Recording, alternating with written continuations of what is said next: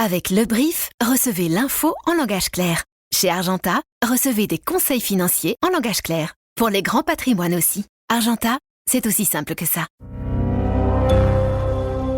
Bonjour à toutes et à tous, nous sommes le mercredi 19 août et voici notre regard sur l'actualité, l'essentiel pour celles et ceux qui ont l'esprit d'entreprendre.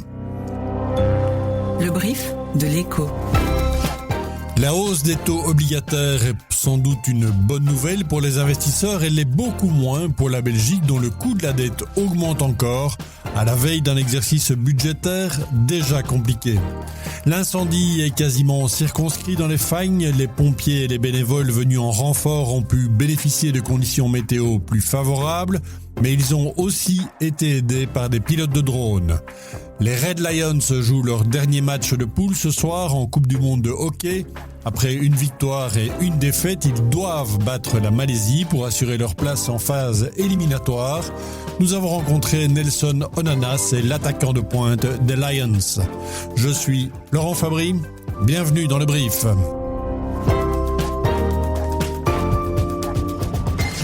Le Brief, cette info, dès 7h. Elles sont censées être un placement sûr, sans risque, la partie raisonnable des marchés, je parle des obligations. Sauf que depuis quelques semaines, partout dans le monde, leur rendement s'envole. Hier, le taux belge à 10 ans a retrouvé son rendement le plus élevé depuis 2012. Le taux américain à 30 ans a retrouvé son niveau de 2007. Même chose en France, en Allemagne, en Angleterre, au Japon. Bonjour Sonia Romero-Ruiz. Bonjour Laurent. Que se passe-t-il? Pourquoi le rendement des obligations monte comme ça? Alors, ce qui se passe, c'est que les investisseurs demandent désormais beaucoup plus cher pour prêter de l'argent aux États sur une longue période. Et il y a plusieurs raisons qui s'additionnent. La première, c'est le pétrole. Ça ravive encore une fois les craintes d'inflation parce qu'un pétrole plus cher, ça finit par enchérir pratiquement toute l'économie. Okay. Mais le problème du marché obligataire, il est beaucoup plus profond. Les investisseurs, ils s'inquiètent aussi de l'accumulation des déficits publics et de la quantité énorme de dettes que les États doivent émettre. On a par exemple une dette américaine qui approche les 40 000 milliards de dollars.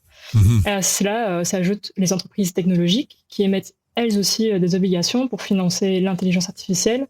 On a donc les États et les géants de la tech qui se retrouvent à puiser dans la même pioche, en quelque sorte. Ça fait un beau cocktail, évidemment. Mais Sonia, ces rendements élevés, ils ont quoi comme conséquence ? La première conséquence, c'est que le financement devient plus cher pour les États. Chaque fois qu'une ancienne obligation arrive à échéance, elle doit être remplacée par une nouvelle dette qui offre un taux plus élevé. Et lorsqu'un pays affiche déjà un gros déficit, comme c'est le cas de la Belgique, cette hausse des intérêts, elle vient encore alourdir la facture budgétaire. Mais ça ne s'arrête pas aux finances publiques. Les taux souverains servent de référence pour une grande partie de l'économie. Quand ils montent, ça finit généralement par renchérir les crédits hypothécaires, les prêts aux entreprises ou le financement de nouveaux investissements. Mais ça peut aussi peser sur les actions, comme on le voit ce mardi. Donc, si une obligation américaine considérée comme très sûre rapporte plus de 5%, par exemple, les investisseurs ils peuvent se demander pourquoi ils prendraient beaucoup plus de risques en bourse. Et les entreprises dont la valorisation repose sur des bénéfices attendus très loin dans le futur, elles peuvent être particulièrement pénalisées comme les géants technologiques. En tout cas, pour la Belgique, cette poussée tombe au pire moment. Comme on l'évoquait avec Sonia, notre pays affiche le déficit le plus élevé de la zone euro. Pour l'instant, ces taux élevés ont peu d'impact sur le budget, mais si la hausse continue, la facture pourrait cumuler à près de 4 milliards d'euros d'ici 5 ans. Ce sont les calculs de l'agence de la dette. Au 16 rue de la Loi, le message a été bien reçu. On nous répète qu'il faudra, je cite, un effort solide, c'est-à-dire les fameux 10 milliards d'économies que recherche le gouvernement, alors qu'il ne manque en théorie que 7,7 milliards. La préparation technique du budget est déjà en cours avec toujours l'objectif d'aboutir à un accord d'ici la fin septembre. Les négociations s'annoncent particulièrement ardues. Du côté du MR, on dit déjà qu'il y aura des crises, des claquements de porte, mais je cite encore que le gouvernement ne tombera pas. Mauvaise nouvelle d'un côté, bonne nouvelle de l'autre. La Commission européenne vient de prendre une décision qui, elle, soulagera un peu le gouvernement.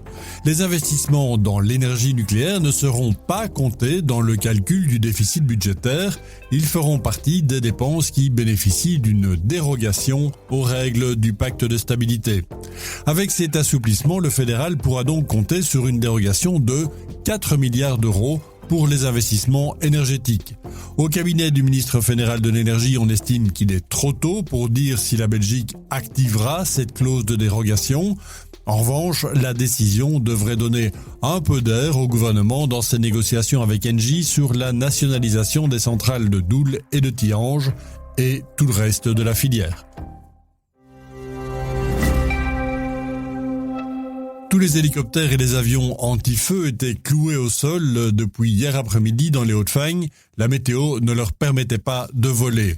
Hier, les pompiers tentaient encore d'encercler l'incendie pour le contrôler entièrement. Et dans leurs efforts, les pompiers ont reçu un renfort un peu inattendu. Un pilote de drone français a rejoint la caserne de Liège hier. Il travaille pour une société qui fournit du matériel aux unités de secours et il a proposé son aide. Alors, à quoi peuvent servir les drones pour lutter contre les incendies ? C'est Benjamin Evrard qui s'est posé la question. Salut Benjamin. Bonjour Laurent. Concrètement, les pompiers, ils peuvent faire quel usage de ces drones donc ? Déjà, les drones, aujourd'hui, à l'heure actuelle, ont pas mal de technologies qui sont embarquées dessus. On peut penser notamment à des caméras thermiques qui sont très utiles pour repérer les sources de chaleur, évidemment des incendies, mais aussi des êtres vivants qui pourraient se retrouver dans la forêt. Ça peut être utile pour éviter, par exemple, les accidents entre les pompiers et des animaux, pour repérer des personnes. On peut aussi penser à des choses qu'on ne connaît pas sur les plans, comme par exemple des bonbonnes de gaz ou ce genre de déconvenus qui peuvent venir dans les incendies. Donc déjà, rien que ce type de caméra est intéressant. Il y en a d'autres, il y a des caméras qui permettent de voir sous la cime des arbres, ce qui est très intéressant aussi, ce qu'on ne voit pas quand on est du ciel sans la caméra spéciale. Et donc voilà, ça c'est une première piste de ce que les drones peuvent faire. Évidemment, quand on se projette un petit peu, d'autres choses peuvent être faites par les drones. On pense notamment à ces drones, comme on voit en Chine, qui sont capables de tenir les lances d'incendie et d'éteindre aussi des feux. C'est intéressant, évidemment, pour les endroits qui sont difficiles d'accès.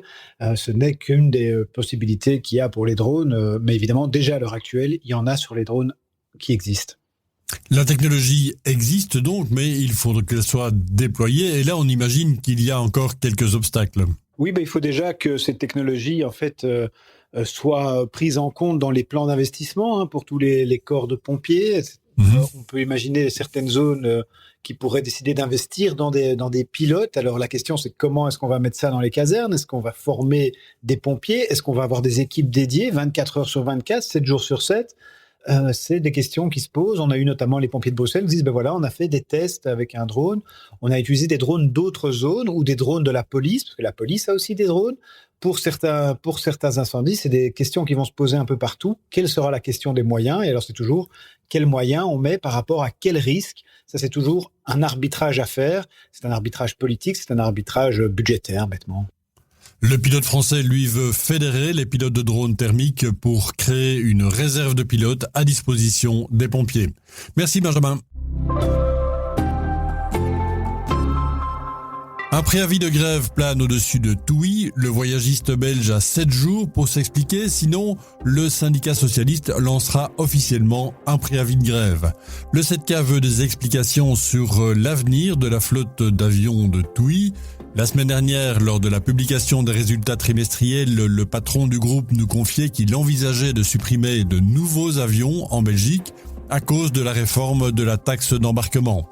Chez les syndicats, l'annonce ne passe pas. Le 7K réclame une concertation sociale sérieuse, d'autant que la compagnie a déjà supprimé les longs courriers au départ de Bruxelles, fermé sa base de Liège et prévu de fermer celle d'Anvers. Il a fallu s'armer de patience ces dernières semaines pour passer les contrôles aux frontières à l'aéroport de Zaventem. Malgré des renforts, malgré la désignation d'un chef de projet dédié uniquement à ce problème, le nouveau système européen de contrôle des voyageurs non européens provoque toujours autant de retard, jusqu'à 2 heures d'attente aux heures de pointe. La police de l'aviation a même autorisé la désactivation des scanners pour revenir au contrôle manuel quand les files s'allongent trop. La Belgique, avec plusieurs autres pays européens, va demander le droit de prolonger ces suspensions au-delà du mois de septembre. Les Red Lions jouent leur 3e match de poule ce soir en Coupe du Monde de hockey. Après une victoire et une défaite, ils doivent battre la Malaisie pour assurer leur place en phase éliminatoire. Mais vous vous en doutez, si je vous en parle, ce n'est pas uniquement pour évoquer les résultats sportifs. Mon collègue Arnaud Martin a pu rencontrer Nelson Onana, c'est le premier buteur belge de la compétition. Il a un parcours pour le moins hors du commun, hockeyeur la moitié du temps, étudiant en 5e année de médecine, l'autre moitié. Il nous raconte tout ça dans un long portrait. En voici un extrait pour le brief. Mais moi, je pense que ça me sauve un peu de ma condition de hockeyeur. Parce que la réalité, c'est que j'adore le hockey. Mais je sais qu'il y a quelque chose en moi où je retrouve pas tout dans le hockey spécialement. Et au-delà de ça, je pense que j'ai une sorte de... j'ai pas une peur, mais je suis assez conscient de la suite. Je suis conscient que là, maintenant... je suis un peu pas à mon sommet, mais je suis dans un moment de ma carrière où effectivement tout se passe bien et les sélections continuent de s'enchaîner. J'ai du temps de jeu, je m'amuse, mais il y a un jour où ça peut très vite s'inverser. Et je sais que j'aurais besoin de trouver du sens à ce que je fais. Et je pense qu'avoir la médecine derrière fait quelque chose pour lequel j'ai toujours trouvé du sens. Ça me rassure et aussi ça me permet d'être serein pour après. En cas de victoire ce soir, les Red Lions assureront leur ticket pour les 8e de finale.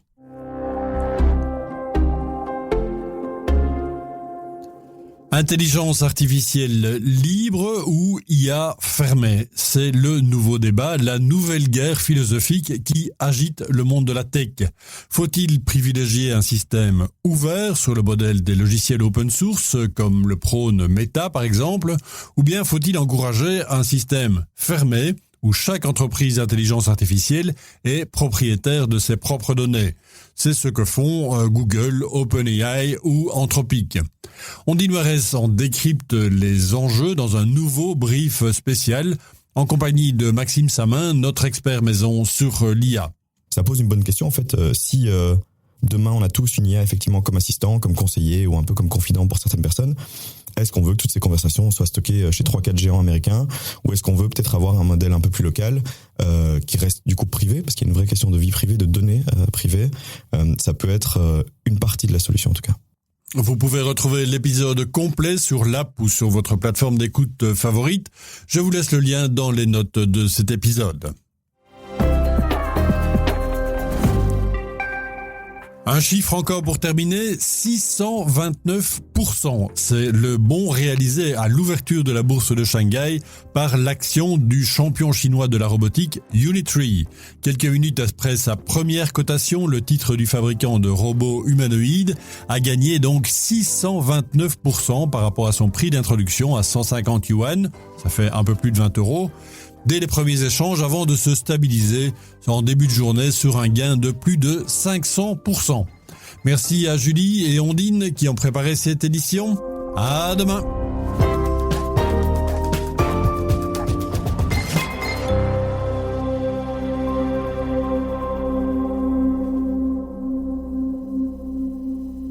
C'était l'essentiel de l'info en 7 points avec le brief. Chez Argenta, l'essentiel tient en 2 points. Voici le bref. Premier point. Nous rendons le personal banking vraiment personnalisé, grâce à des conseils financiers à taille humaine, également pour les grands patrimoines. Deuxième point.